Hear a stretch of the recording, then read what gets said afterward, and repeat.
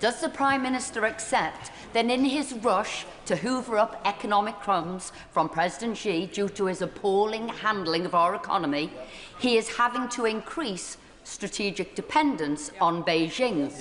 The public see the risks he's taking with UK security. Does he? Prime Minister.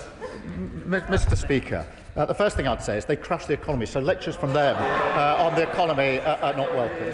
As I said in my statement, national security is at the heart of our approach to China, as it is to every issue that we take up. And it is quite possible to have a discussion about the opportunities available to our country whilst also safeguarding our national security. That's what we're doing in a grown-up, mature way. Go to the Snell. Thank you very much, Mr. Speaker. Further to the question from our right honourable friend from Birmingham, Hodge Hill and Solihull North, the anti-dumping measures that we impose on Chinese goods into this country protect hundreds of jobs in Stoke-on-Trent, whether that be in the ceramic tableware manufacturing sector or the retreading tyres at the Michelin factory. Is the Prime Minister able to give a guarantee that as economic work with China continues, that these measures will not be junked? Because it's not an abstract measure, Mr. Speaker. It is protecting hundreds of jobs in a part of the country that most needs them. I thank you for raising this issue, and I can give him that assurance. I know how much it matters, and that's the approach that we've taken. Bristol. Mr. Speaker, over the past weeks, thousands of Chinese fishing boats have been tracked, creating up to a 300-mile-long blockage in the East China Sea off Japan, seen by many as a strategy for future blockade. Given the huge reliance on these routes for trade, this action would cause global economic shock, threaten thousands of jobs in Scotland and dramatically increase cost of living. So can the Prime Minister tell the House what explanation his Chinese counterparts gave for this behaviour and what subsequent discussions he had with the Japanese Prime Minister about maintaining maritime security in the region? Well, this issue was raised both in China and in Japan because it is obviously a cause of concern, and regional instability matters not just in the region but globally as well, and therefore I did discuss it both in China and in Japan. Janet Davey. Thank you, Madam Deputy Speaker. I thank the Prime Minister for his statement, but can you tell the House what steps the government is taking to protect parliamentarians and others in public life from foreign influence?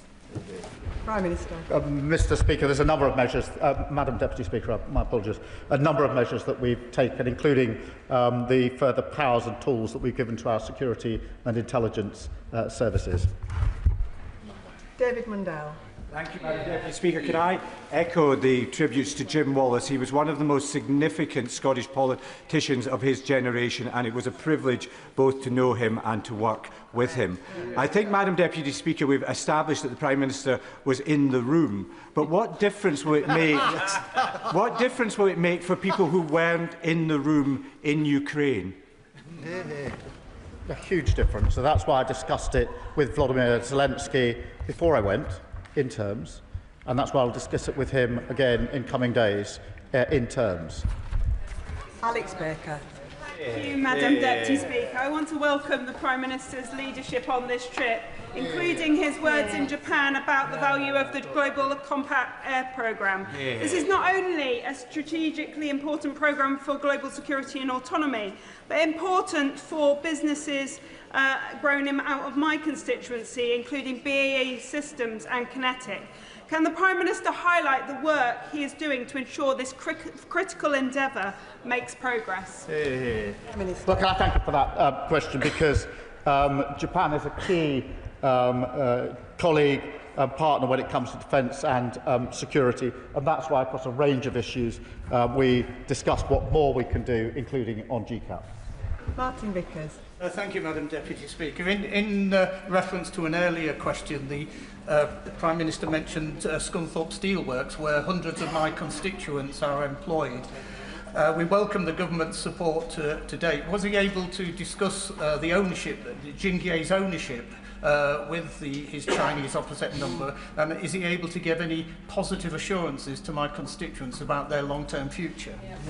Well, can I give this assurance to his constituents that we absolutely believe in the importance of steel being made in this country, and that is why we took the measures, as he knows, on a Saturday to take the steps that were necessary in relation to steel production in his constituency. Alex Ballinger. Deputy Speaker, the Prime Minister will know there are many excellent West Midlands businesses that export to China, including great car makers like JLR, the Morgan Motor Company and Aston Martin, collectively worth the most of any region in the UK, I will say.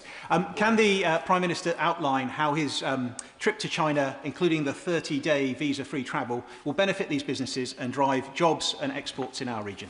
Prime Minister. Well, he'll be pleased to know that JLR were there with us on the delegation in China, and they're very acutely aware of the difference the better trade and economic measures with China will have in relation to their business and jobs in his constituency.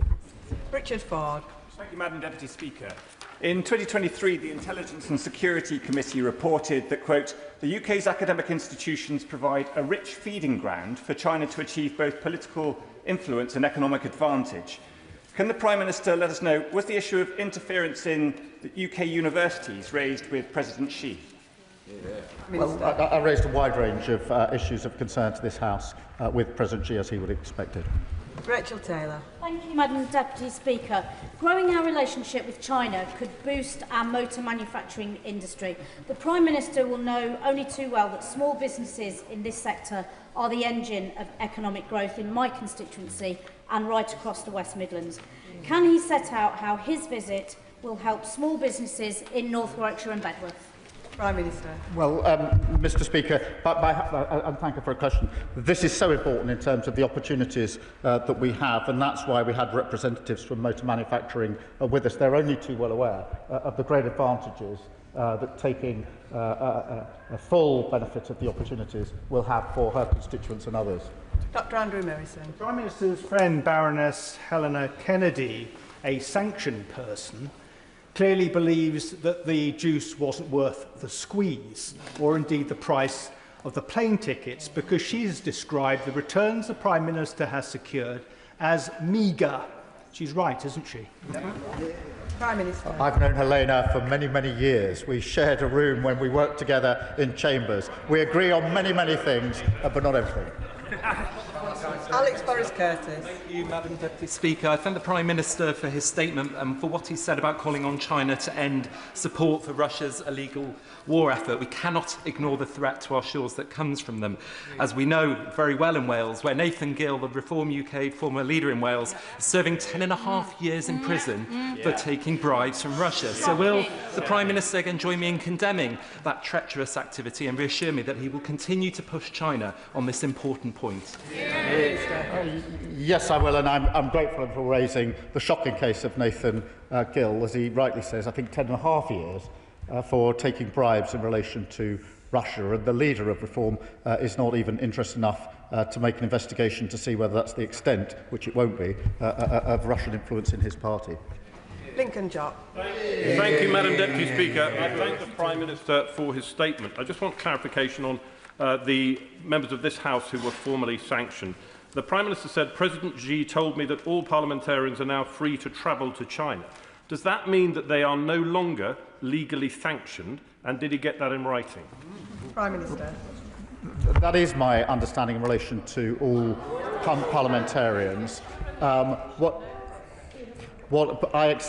In relation to parliamentarians, I accept that in relation to others, we do need to see how much further we can go. Matt Bishop. Thank you, Madam Deputy Speaker. I thank the Prime Minister for his statement. I wondered if he agrees with me that the security of this country is the government's first and foremost priority at all times. Prime Minister. Yes, I do. It's front and centre of everything we do, wherever we're acting on the world stage. Ben Opsijekti. Thank you, Madam Deputy Speaker. I just wanted to follow up on the question from the Chair of the Defence Select Committee and the member for Aldershot on GCAP. We know that the funding for the next round of GCAP is shortly going to run out in a matter of months for Edgewing and for the British phase of the programme. It's been reported that this is being delayed due to the delay to the Defence Investment Plan. Will the contract for the next phase of GCAP be signed before the Defence Investment Plan is published? He'll be pleased to know this was a matter of discussion in Japan, and the Defence Investment Plan will be published very soon. Calvin Bailey. Thank you, Madam Deputy Speaker. Mark Carney rightly challenged fellow middle powers to stop living a lie and recognise the changes in the geopolitical landscape, because comfortable assumptions about the international order are no longer true. The system which once we benefited from cannot become the source of our subordination. It was therefore important to hear the Prime Minister's firm commitment to GCAP in Japan, and does he agree with me that investment in programmes like GCAP is essential to address this geopolitical challenge? Yeah. Well, yes, I do, and he's right to emphasise the changes in the geopolitical landscape, and that's why we've approached our relationship to the US, to Europe, to India and China accordingly. Greg Smith. Thank you, Madam Deputy Speaker. In his discussions on what the Prime Minister somewhat mildly describes as areas of difference, did he raise the discovery of kill switches and hidden comms devices in Chinese-manufactured solar panels? And if he did, can he assure us that rather than politely asking for this practice to stop, he demanded it? Madam Deputy Speaker, we raised all of the sensitive issues, and we did it in direct terms and in the room, and that, to my mind, is the right way of trying to make progress on these very important issues. Richard Baker. Madam Deputy Speaker, it was a privilege to serve with Jim Wallace in Holyrood, and can I associate myself with the tributes to him. Following trade deals with Europe, China and India, worth hundreds of millions of pounds for Scottish businesses, and defence contracts securing thousands of jobs, can the Prime Minister tell us how he will build on this success for Scotland? And does he agree it's about time with the Scottish Government with the same level of ambition for Scottish businesses? Well, it's astonishing that the SNP are simply not interested in the progress we've made in the India trade deal, which is hugely beneficial to Scottish businesses, and in relation to the halving of tariffs that comes into effect today in relation to China. And the businesses in Scotland know exactly what it means to them, which is why they're celebrating. The SNP can't bring themselves to even welcome it. Jim Allister. Madam Deputy Speaker, I certainly acknowledge the tariff easement in respect of Scottish whisky and its apparent, the apparently superior Bushmills whisky from my constituency.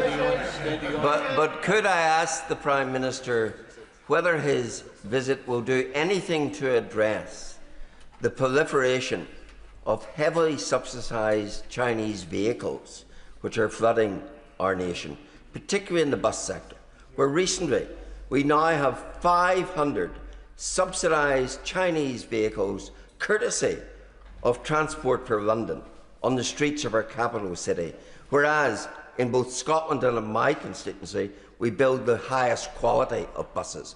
Will there be any action to support British buses as a result of what the Prime Minister is seeking to do? Prime Minister. I see we've opened